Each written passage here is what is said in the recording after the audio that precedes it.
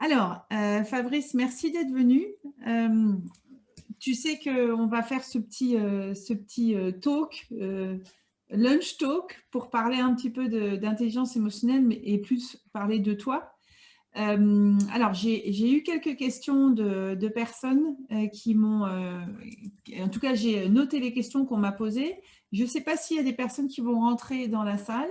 On a la salle qui reste ouverte, si jamais, qui reste ouverte si les personnes veulent rentrer, comme ça elles peuvent rentrer. Et sinon, ce lunch talk, on le rediffusera dans le groupe, comme ça les personnes pourront le regarder en différé. Très bien. Donc, je voudrais simplement te présenter. En fait, je pense que je vais te laisser te présenter puisque c'est toi qui es à l'honneur. Tu vois, il y a des personnes qui arrivent. Bonjour Pascaline. On les laisse simplement arriver et puis nous, on fait notre talk. Et puis, les personnes qui arrivent, en fait, elles peuvent écrire dans le chat si elles ont des questions pour toi. Et puis, D'accord. on répond. D'accord? On fait quelque chose de très, très cool. Super, pas de souci. Avec plaisir. C'est bien. Donc, c'est bien. Alors, présente-toi et dis-nous en fait ce que tu fais et quelle est ta vision. Alors moi, je sais ce que tu fais, mais j'aime en fait quand tu le présentes. Je trouve que tu as des beaux mots pour dire ce que tu fais. Donc, je te Ok. laisse l'honneur. Merci beaucoup.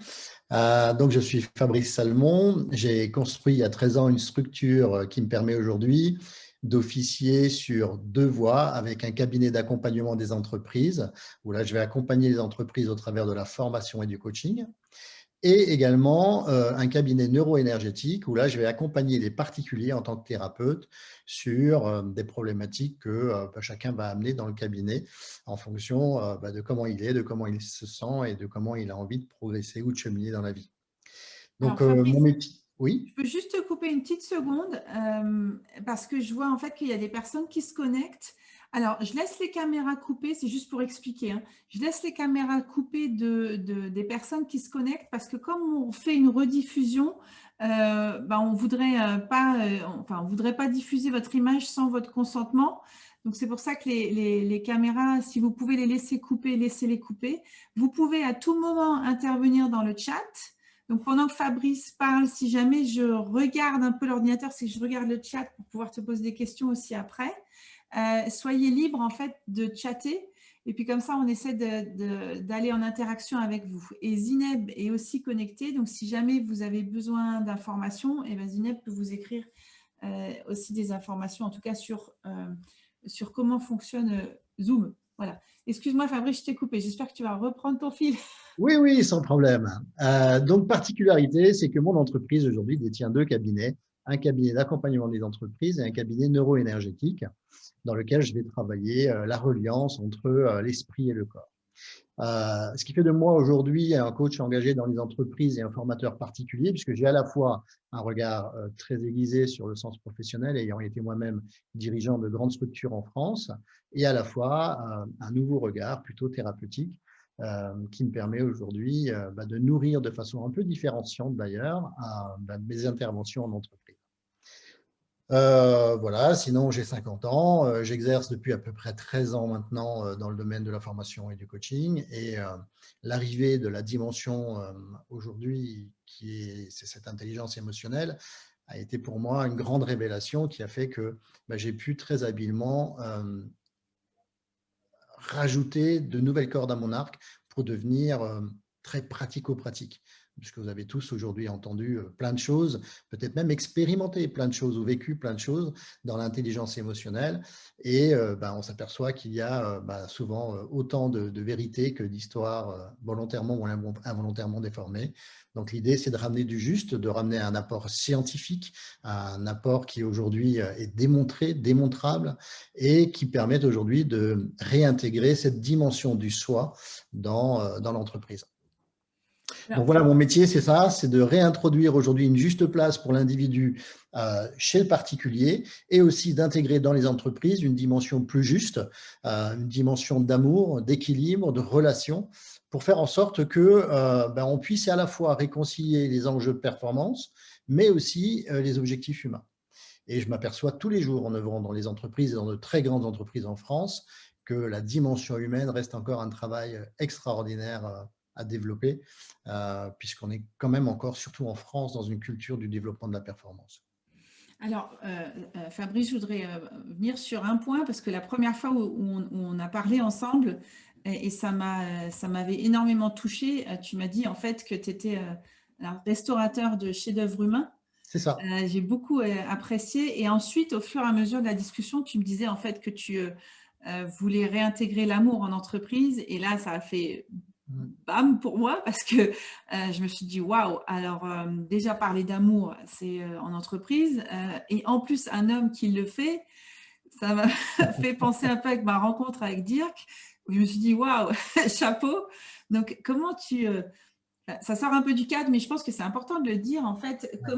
comment tu arrives à sensibiliser, parce que tu interviens aussi dans les grandes entreprises, à sensibiliser sur l'amour en entreprise. Et bon, c'est l'amour avec un grand A, hein, enfin, dans le sens, je pense, Ouais. aimer ton prochain, enfin, euh, euh, C'est de l'amour t'entendre. inconditionnel, ouais. Tu vois, voilà.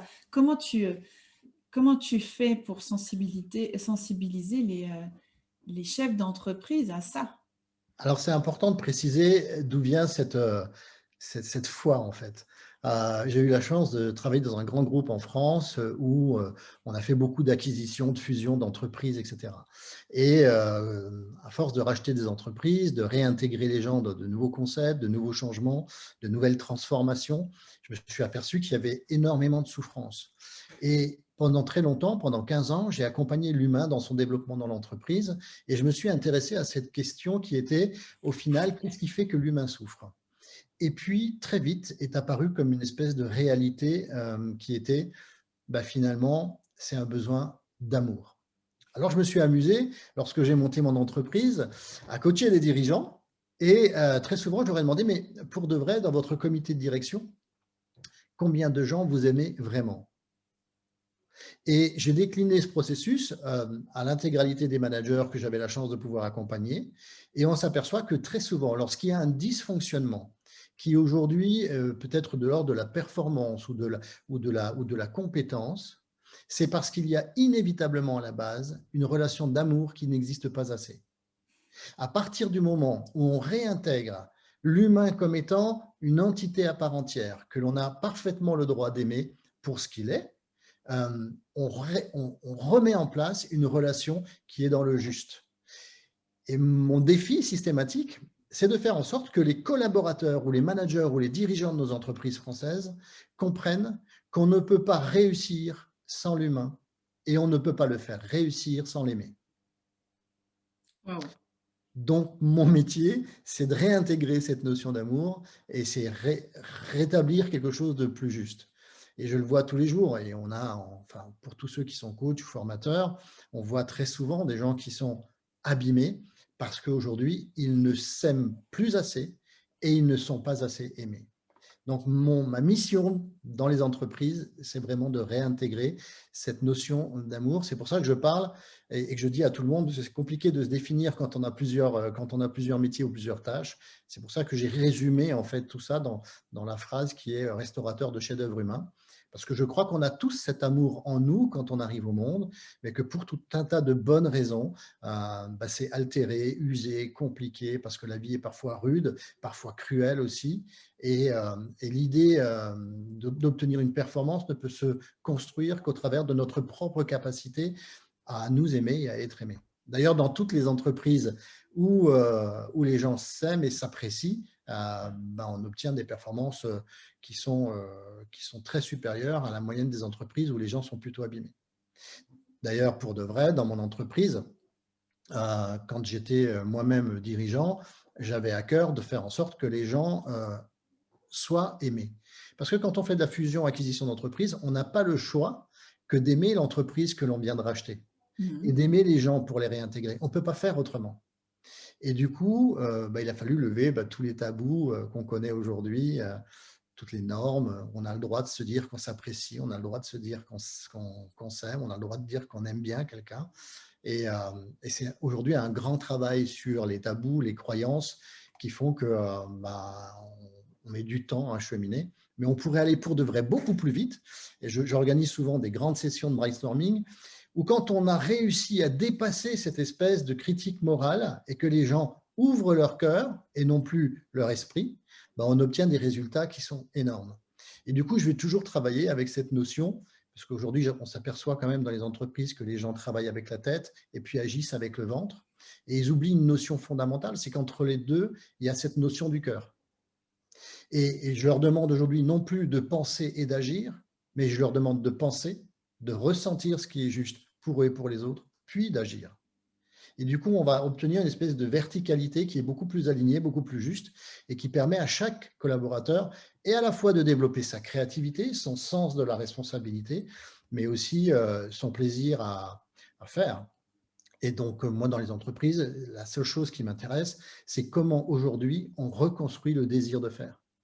Parce que sans ça, il n'y a pas de performance durable. Et du coup, c'est la raison qui m'amène aujourd'hui à parler systématiquement d'amour, même si on a beaucoup d'entreprises qui encore sont très réfractaires. J'ai la chance d'observer tous les jours des entreprises qui s'ouvrent et voilà, je ne changerai pas parce que je crois en ça. Du coup, ça fait un très bon lien en fait avec ce que tu fais et avec l'envie. En fait, tu me disais, moi, je veux absolument entrer dans l'expertise de l'intelligence émotionnelle. Effectivement, le lien, il est totalement là, puisque si tu parles d'amour et tu me disais, il y a des tabous à casser, des blocages, des ceci, des cela, ça s'emboîte totalement en fait, puisque en expliquant ce concept-là à tes clients, il va falloir après leur donner des outils, parce que s'ils te disent oui, on veut bien, mais comment on fait, en gros? C'est ça. Ok.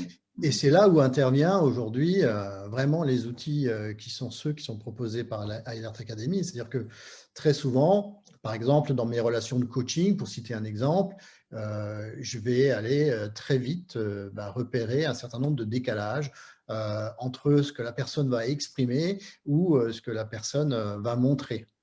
Et je crois que cette notion qui est de regarder l'autre pour mieux le comprendre avant de vouloir essayer d'enseigner les choses ou d'imposer une forme de vision ou de réalité, je pense qu'elle est très importante. Je me souviens de cette directrice qui avait une difficulté particulière. Elle disait, oui, mais j'ai un problème avec mon manager parce qu'il ne veut pas. On a mis plein de choses en place, de la formation, de l'accompagnement, du coaching, et il ne veut pas. Ça fait déjà quelques années que je me bats pour qu'il puisse réussir, mais il ne veut pas. Et à chaque fois qu'elle parlait de son manager, elle avait ce petit rictus comme ça qui était signe du mépris avec ce pincement de la lèvre. Et je me suis dit, bah, tiens, c'est intéressant de lui transmettre cette information. Et je lui ai transmis cette information en lui disant, ce que j'observe, moi, c'est que chaque fois que vous me parlez de lui, il y a un petit quelque chose que vous faites avec la bouche qui est très particulier. Et à votre avis, qu'est-ce qui fait que vous utilisez ce geste-là en permanence? Et alors, elle me dit, mais comment ça? Je ne comprends pas. Qu'est-ce que je fais? Ben, quand vous faites ce petit rictus, qu'est-ce que ça représente pour vous? Elle me dit, ah, ben, c'est du doute. Je dis, OK. Et du doute de quoi? Et puis, on a commencé à travailler avec le questionnement classique du coaching. Mais on a pu très, très vite, en fait, mettre le point et le doigt sur quelque chose de très important parce qu'on a utilisé, là, pour le coup, c'est un outil de la mimique résonance. Et du coup, ça a très, très vite libéré ce qui était important de mettre sur la table lorsqu'on parlait de la relation qu'il y avait entre cette directrice et son manager. En coaching, je vais utiliser beaucoup aussi MeSource pour très vite en fait rentrer dans les dysfonctionnements émotionnels. Par exemple, dans la gestion de la colère, on s'aperçoit que lorsque je fais de la gestion de conflits ou lorsque je fais du coaching managérial, on s'aperçoit que l'humain est quand même énormément chargé et à la fois de peur et à la fois de colère. La colère, il l'exprime assez spontanément. D'ailleurs, on peut très vite l'observer lorsqu'on a fait la formation mimique-résonance, mais on peut aussi très, très simplement la traiter lorsqu'on a fait la formation MeSource. Donc, ces deux outils qui sont et à la fois complémentaires et à la fois très riches vont nous permettre d'être très pratico-pratiques et d'aller directement à l'essentiel. Et je trouve que c'est un peu la magie des outils. C'est-à-dire que ça va vraiment nous permettre et à la fois d'avoir une connaissance scientifique qui nous permet de comprendre ce que l'on fait, mais aussi d'observer comment l'autre fonctionne. Pour vous donner un exemple de comment je vais l'utiliser également en coaching, très souvent, quand on fait du management ou on accompagne des managers ou des directeurs ou des collaborateurs, on on va intégrer ce qu'on appelle dans l'outil le motif compass. Et dans le motif compass, on va très vite s'apercevoir que les gens sont très capables de s'identifier à des émotions qui sont récurrentes et permanentes. Je fais référence par rapport à la notion de la peur dans les entreprises, qui est une notion qui est systématiquement sous-estimée. Mhm. J'ai eu la chance d'accompagner une entreprise qui est très focusée sur le commerce et sur la performance commerciale. Et j'ai eu la chance de brainstormer avec les dirigeants sur comment on accompagnait la peur.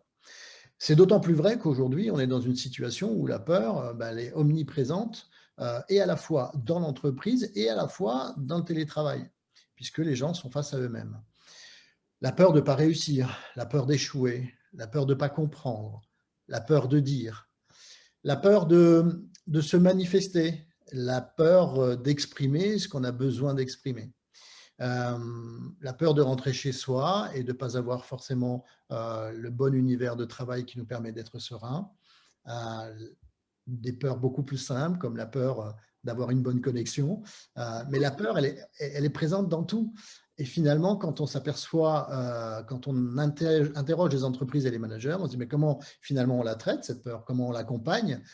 Pour de vrai, ce n'est pas fait aujourd'hui. Et chaque être humain est dans une espèce de solitude face à la gestion de cette émotion-là.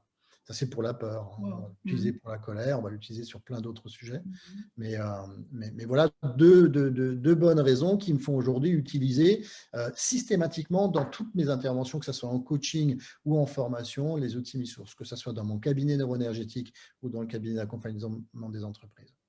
C'est ce que, Enfin, alors, oui, vas-y. excuse-moi Fabrice, je te coupe, tu réponds en fait à une des questions qu'on avait reçues, c'était effectivement comment tu fais pour utiliser les outils en fait dans ton quotidien. L'idée, on en avait déjà parlé en fait avant que tu décides de te former.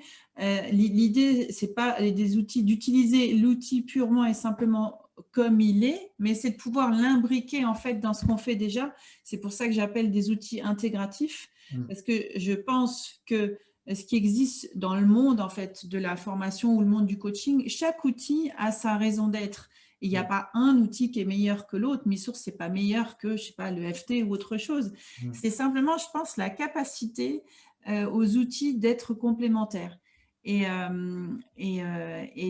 c'est vraiment là où je pense qu'il y a une grosse force, même pour MiSource et la mimic résonance, mais même M-Trace, c'est que tu as compris en fait la complémentarité et en fait tu intègres ce dont tu as besoin dans ce que tu fais déjà. Donc, c'est ça ta grande force. Et je pense que c'est vers là, en fait, que chaque coach ou formateur devrait aller. C'est cette capacité à pouvoir intégrer les choses et connecter les choses. Oui, et c'est d'autant plus important qu'aujourd'hui, on a beaucoup de gens qui ont besoin d'aller vite. Et moi, ce qui m'a beaucoup intéressé, au-delà de la puissance de l'outil, c'était son côté pragmatique. Et là, on a vraiment quelque chose qui à la fois est un support visuel qui permet aux collaborateurs ou aux personnes coachées ou formées de rapidement se positionner, mais on a aussi des outils qui nous permettent de très vite switcher. Par exemple, je m'aperçois dans une formation que j'anime que les gens sont un petit peu usés, que ça manque un petit peu de créativité, que ça manque un peu de liberté. Je vais tout de suite utiliser MiSource pour caler une séance d'intégration et recentrer le groupe sur l'inspiration et la légèreté afin qu'ils puissent se concentrer davantage sur ce qui va suivre. Je vais par exemple aussi recentrer le groupe lorsque je sens qu'il y a du dérapage ou un petit peu moins de concentration. Et là, je vais utiliser plutôt l'ordre et la stabilité pour réancrer tout le monde sur ce que l'on vit maintenant dans la formation. Donc, ce sont des outils qu'on va pouvoir utiliser, enfin, en tous les cas, que moi, j'utilise très facilement aujourd'hui, et à la fois dans la formation, et à la fois dans le coaching, et à la fois dans mon cabinet, en plus des outils que sont la programmation neurolinguistique, l'hypnose ericksonienne, etc. Mais ce sont des outils, en fait, qui sont très puissants parce qu'on peut se les approprier rapidement et ils sont très pragmatiques. Et aujourd'hui, dans une entreprise, on a besoin d'aller vite et on a surtout besoin de démontrer ce que l'on fait. Et là, on peut le démontrer avec efficacité. Moi, je me Alors, souviens d'une DRH qui m'avait dit, oui, vous savez, l'intelligence émotionnelle, tout le monde en fait, etc. Et je lui ai posé la question et je lui ai dit très bien, et du coup, qu'est-ce que vous avez entrepris dans votre entreprise en utilisant l'intelligence émotionnelle? Puis on voyait bien que voilà, c'était pas très clair en fait, parce que c'était pas non plus très clairement expliqué par les intervenants qui étaient là. Et quand j'ai expliqué mi-source, elle a tout de suite adoré. Elle a dit waouh, ah oui, ça c'est super, c'est concret. Voilà, je vais pouvoir vendre ça, je vais pouvoir vendre ça. Ça m'intéresse vraiment d'y aller. Et depuis 6 mois, on travaille avec cet outil et c'est super. Et les gens adorent parce que les gens se disent, ben voilà, on a aussi quelque chose d'un peu différenciant, d'un petit peu innovant, qui touche à la fois cette dimension du soi et à la fois toute cette partie émotionnelle, mais c'est aussi cette partie créative que l'on a tous et que chaque être humain a. Et quand on est aujourd'hui coach, notre ambition première, c'est de révéler les ressources qui sont les ressources internes du collaborateur. Et la plus belle façon de les révéler, c'est de les faire travailler avec aujourd'hui un outil comme MiSource. Waouh! C'est un beau feedback ça, Fabrice. En plus, j'ai noté la flexibilité que tu as avec le motif Compass. Donc, tu pars du motif Compass, tu Mmh. l'adaptes au groupe et tu crées les micro-trainings. C'est magique, c'est exactement ça en fait. Super flexible. Donc, tu t'es totalement approprié l'outil. C'est Mmh. vraiment super. J'ai une autre question qu'on nous a demandé, c'est comment est-ce que tu as vécu en fait les formations parce que ça c'est alors j'en ai parlé lors de mes conférences. Euh, euh, En tout cas, on me connaît pour donner beaucoup de contenu et pour en fait on travaille. Voilà, c'est vraiment du travail. Comment tu as vécu ça? Parce que je pense que l'intelligence émotionnelle, c'est pas quelque chose qu'on travaille une fois comme ça, 1 heure et après c'est fini en fait. C'est du Mmh. développement personnel pour moi. Comment tu as Permanent. vécu ça toi? Alors, moi, j'étais déjà pas mal aiguisé puisque je m'étais intéressé à plein de choses. Par contre, j'avais beaucoup de mal à trouver en fait ce qui me permettait d'être crédible sur l'intelligence émotionnelle. C'était vraiment ça. Et quand j'ai découvert MiSource, j'étais d'abord ravi d'avoir des outils et en même temps inquiet par le temps que j'ai dû dégager pour travailler les soucis, les outils. Par exemple, je me suis amusé quasiment tous les jours avec ma compagne, avec mes enfants. J'ai la chance d'avoir un garçon qui a 17 ans et qui est passionné de tout ça. Et je me suis aperçu qu'il fallait, pour que ça devienne un automatisme, qu'il fallait l'exploiter au quotidien. L'avantage de l'outil MiSource, c'est quand même d'abord un très très bel outil d'amélioration de la relation. C'est-à-dire que quand j'ai commencé à vraiment utiliser la puissance de l'outil, c'est quand j'ai commencé à l'utiliser avec mes enfants, avec ma famille, avec mes amis au quotidien. Et du coup, ça a toujours éveillé ma curiosité en me disant, tiens, finalement, comment je pourrais faire autrement? Comment je pourrais l'amener à penser autrement? Avant, déjà, j'utilisais la roue classique des émotions, mais je voyais bien la limite du système de la roue. Et du coup, il a fallu que j'ai des choses plus développées. Ce qui est sûr, c'est qu'au début, on aime beaucoup parce que c'est passionnant. Et après, on souffre beaucoup parce qu'il faut y consacrer du temps, vraiment du temps.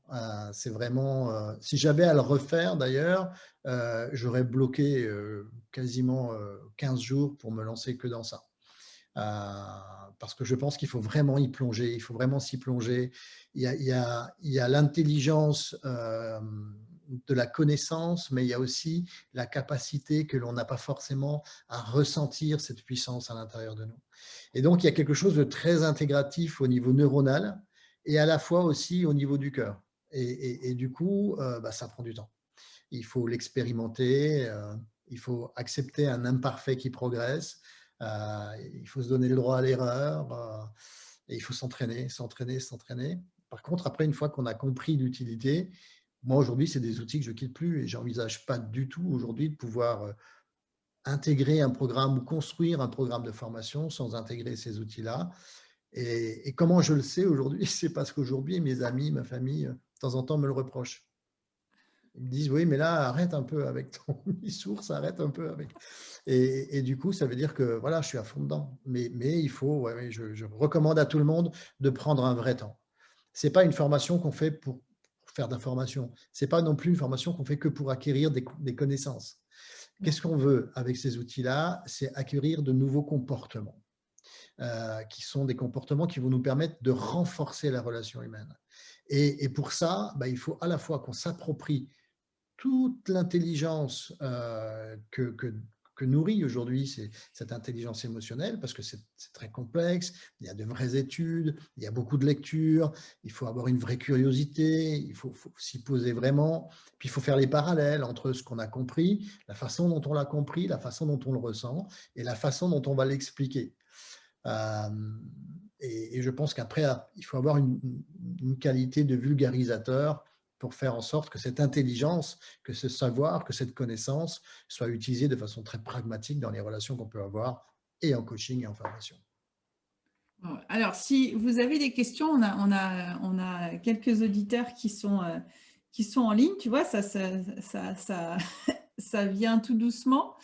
Si vous avez des questions à poser à Fabrice sur ce qu'il fait, son métier, pourquoi il a choisi de se former. Alors, Fabrice s'est formé à Mi-Source et aussi à la mimique résonance.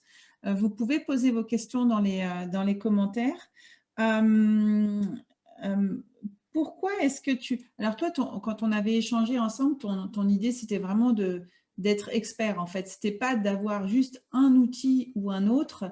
J'aimerais que tu échanges avec nos auditeurs sur ce concept, en fait, d'expertise. On en avait déjà parlé un petit peu hier et j'ai beaucoup aimé ton approche qui disait, voilà, le général, c'est plus… et ça, j'en suis convaincue aussi, être généraliste, ça n'a plus de sens. En tout cas, Ouais. c'est ma croyance. C'est d'abord une blessure qui m'a poussé à faire ça, parce que moi, je viens d'un univers qui est très différent, puisque j'ai été pendant 10 ans dans la cuisine, puis après, j'étais pendant 5 ans dans le commerce, dans le B2C, dans le B2B, etc. Puis j'ai pris des fonctions managériales jusqu'à des directions nationales. Et du coup, j'ai toujours eu depuis la cinquième, depuis le collège, une inquiétude de légitimité. Et pendant très longtemps, je me dis, mais est-ce que tu es légitime? C'est vrai que pendant mes années de management, j'ai managé toujours des gens qui ont fait des études très supérieures aux miennes. Et du coup, je me suis toujours posé cette question de légitimité, même quand j'ai construit mon entreprise. Et puis, quand je me suis positionné, en fait, j'avais cette même inquiétude de légitimité qui s'est posée. Et je me suis dit, finalement, qu'est-ce que tu veux faire de cette peur-là? Comment tu la traites? Et j'ai très vite compris que la seule façon de traiter cette peur-là, c'était de m'ancrer à quelque chose pour devenir spécialiste de quelque chose. Et au début, je faisais un petit peu de tout, jusqu'au moment où je comprenne que finalement, c'est absolument pas exploitable. D'abord parce qu'on perd énormément de temps à vouloir tout tester. Et après, parce qu'on est très compliqué dans l'explication de ce qu'on fait. C'est aussi la raison qui m'a poussé à synthétiser en une seule phrase, je suis restaurateur de chefs-d'œuvre humains, parce que c'est vraiment ça que je suis. Et du coup, je me suis dit, la seule façon de pouvoir être vraiment restaurateur de chefs-d'œuvre humains, et de réconcilier ces enjeux de performance et l'humain, c'est de devenir un spécialiste de l'intelligence émotionnelle. Parce qu'on ne peut pas vraiment être un spécialiste de la PNL, même si on est maître praticien PNL. La PNL, on va l'utiliser tous les jours de façon consciente ou inconsciente. On peut devenir hypnothérapeute et maîtriser toutes les arcanes de l'hypnose ericksonienne, et on peut faire que ça. D'ailleurs, je crois que tous les grands hypnothérapeutes que j'ai eu la chance de rencontrer en Europe sont des gens qui sont que hypnothérapeutes. Et moi, je n'avais pas envie d'être que hypnothérapeute. Je ne voulais pas juste être praticien en PNL. Je ne voulais pas juste être le spécialiste de l'analyse transactionnelle, parce que c'était des outils qui me permettaient de ne pas traiter l'humain dans son entièreté. Et j'ai découvert que l'intelligence émotionnelle, en fait, c'était ça le levier.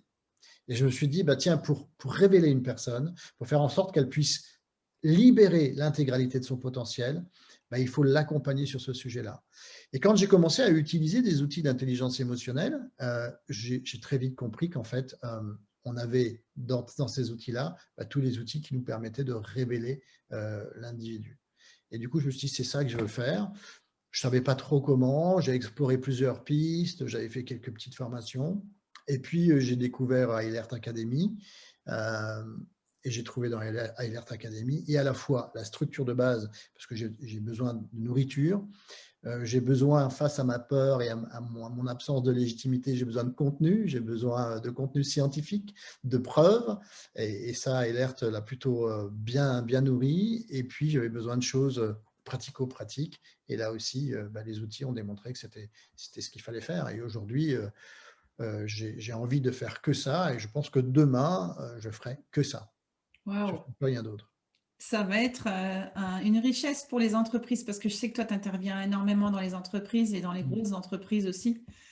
Donc, on reparle de vision en fait. Et je crois que c'est ça qui a accroché entre nous deux d'ailleurs. Je me souviens, notre premier coup de téléphone, on a dû rester 1 heure et demie au téléphone. C'est ça.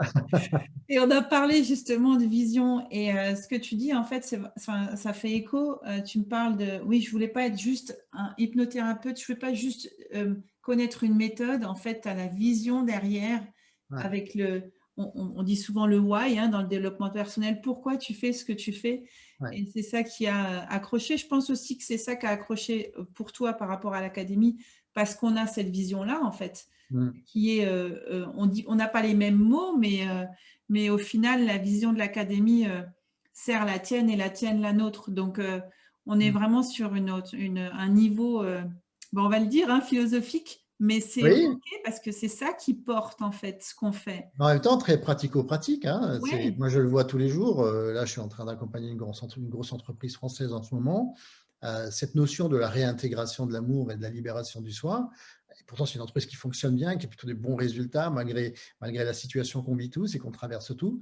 Mais ils ont compris qu'il fallait autre chose, qu'il fallait nourrir autre chose. Et on est face à une génération montante qui va de toute façon être beaucoup plus connectée sur le plan émotionnel.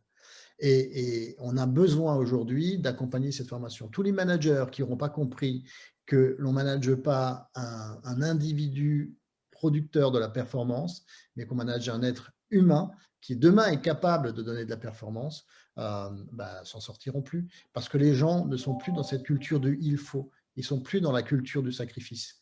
Ils sont dans la culture de l'envie, du désir d'être et de faire.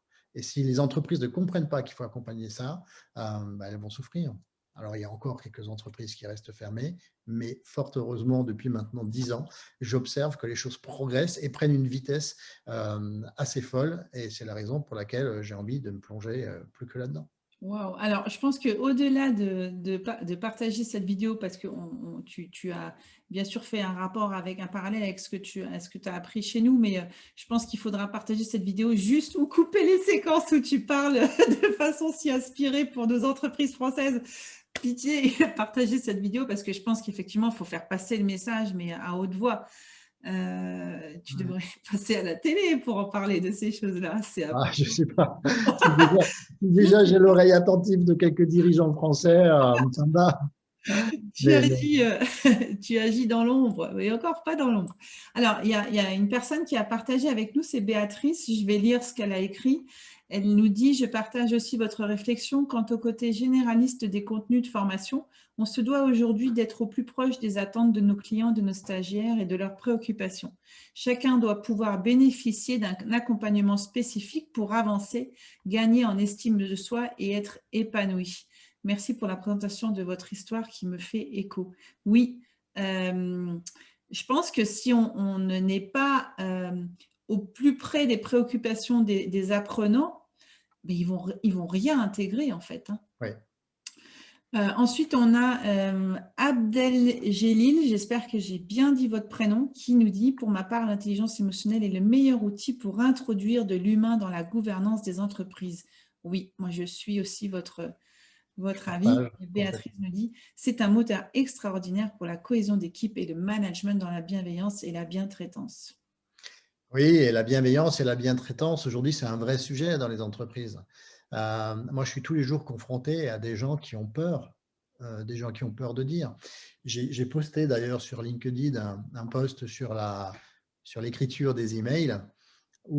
Et pourquoi ça m'est venu? Parce que dans l'entreprise que j'accompagne aujourd'hui, on a travaillé sur la gestion du temps. Et sur la gestion du temps, on a utilisé un matriciel très connu qui aujourd'hui démontre qu'on passe énormément de temps à utiliser sa boîte mail au final. Et puis, j'ai eu un réflexe un peu instinctif, intuitif, en disant, tiens, si on prenait les 30 derniers mails que vous avez envoyés, est-ce qu'ils étaient tous urgents, importants? On a fait référence à la matrice Eisenhower. Et puis, quand on a commencé à lire ces emails, je me suis aperçu qu'il y avait une tonne de de mots qui étaient d'une violence inouïe et extraordinaire. Et là, je me suis dit, bah tiens, qu'est-ce qu'on fait de ça? Et quand j'ai demandé à la personne, est-ce que du coup, tu peux relire cet email en te l'adressant, en te disant, bah tiens, finalement, si ce mail-là, je l'avais eu, qu'est-ce que j'étais capable de ressentir à la lecture de cet email-là? Et du coup, il s'est dit, ah ouais, c'est vrai que là, j'aurais pu commencer par dire bonjour, et puis j'aurais pu mettre une formule de politesse, et puis j'aurais dû cesser d'utiliser des mots comme tu dois, il faut, tu as intérêt, etc., etc. Et du coup, en traitant la gestion du temps, je me suis aperçu qu'il y avait quelque chose qui était encore plus grave que l'absence de gestion du temps. C'était cette capacité inconsciente, souvent, qu'on avait d'abîmer l'être humain au travers d'un seul mail. Et du coup, je me suis projeté en me disant, bah, tiens, finalement, cet email, tu l'as adressé à qui? Bah, à mon collaborateur. Il était où? En télétravail. Et donc, imagine ton collaborateur chez lui, tout seul, en train de lire cet email. Et à ton avis, en quoi c'est moteur aujourd'hui d'une proactivité ou d'une volonté d'obtenir une performance? Et là, waouh! Et du coup, on a pris 30 emails chez l'un, 30 emails chez l'autre, 30 emails chez l'autre. Il y a une prise de conscience phénoménale qui s'est installée. Et du coup, maintenant, on travaille le sujet Voilà. de la communication écrite en intégrant le fait que bah, très souvent, on a mieux fait de prendre le téléphone, de créer un vrai contact, d'échanger avec nos mots, et puis de prendre un vrai temps avec la personne plutôt que de vouloir exiger systématiquement en envoyant des missives qui sont très souvent assassines. Wow, merci Voilà pour comment ça. on part d'un projet qui finalement est un projet simple de gestion du temps à une aventure complètement émotionnelle. Et du coup, bah, comment on intègre, du coup, on remplace la matrice d'Eisenhower par motif compass. Oui, parce que de toute façon, derrière la gestion du temps, alors on va dire à 99%, il y a des émotions, même à 100%. Ouais. On n'a pas de problématique de gestion du temps s'il n'y a pas des problèmes aussi émotionnels et personnels derrière. C'est ça, Donc, tout le temps. voilà, il faut juste arriver à passer pour en parler. Ouais, mais souvent c'est la prise de conscience, hein. C'est-à-dire que moi, j'ai pas porté de jugement sur les emails qu'ils ont envoyés, hein. C'est quand ils ont lu leur email, on a senti dans leur voix, dans leur, hein, là, par exemple, et certains, quand ils étaient dans la pièce, on voyait bien cet étonnement, hein, de, ah, t'as écrit ça, mais c'est incroyable. Donc on va utiliser là tous les outils que m'a donné MiSource bah, étaient allumés à foison un petit peu partout. Pour certains, c'était de la colère, pour l'autre de l'étonnement, pour l'autre du mépris, etc. Et du coup, bah, on a très vite compris que bah, ouais, il y avait quelque chose d'autre à aller traiter là que la problématique du temps, quoi. Wow. Merci beaucoup Fabrice pour ton témoignage. Alors, on va devoir s'arrêter là parce que on fait des interviews d'à peu près 30 minutes. Je pense qu'on aurait pu encore prolonger. Je pense qu'on refera une interview, mais on se fera plaisir en fait.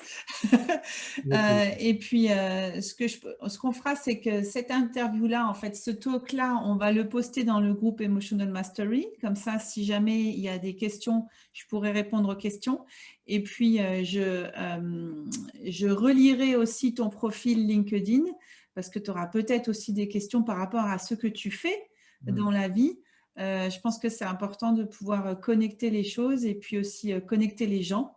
Et faire du réseau parce qu'il y a de la place pour tout le monde et puis chaque personne d'entre nous a sa particularité et peut apporter à l'autre. Voilà. Merci beaucoup Fabrice pour ton temps. Nous sommes tous la somme de richesses insoupçonnées qu'il faut puissamment partager. Voilà. Je ne rajoute pas de mots parce que c'est une très très belle conclusion. Bah, merci à vous de m'avoir accordé bah, cette place. Merci à tous ceux qui nous ont rejoints et qui ont peut-être encore des questions. Si vous avez des questions, n'hésitez pas à nous les transmettre. On y répondra volontiers. Et voilà, j'ai partagé avec vous un beau moment et voilà, je suis ravi. Si vous souhaitez reproduire bah, l'expérience, je serai là. Avec grand plaisir. Merci à tout le monde. Je vous souhaite à toutes et à tous un très bon appétit. Si vous n'avez pas encore mangé, un très bon appétit. Un très bon appétit si vous Très n'avez bon pas encore appétit. mangé. Et puis nous, Fabrice, on se retrouve bientôt de toute façon. Avec plaisir. Bon appétit à tous. Au revoir à Merci. tous. Au revoir.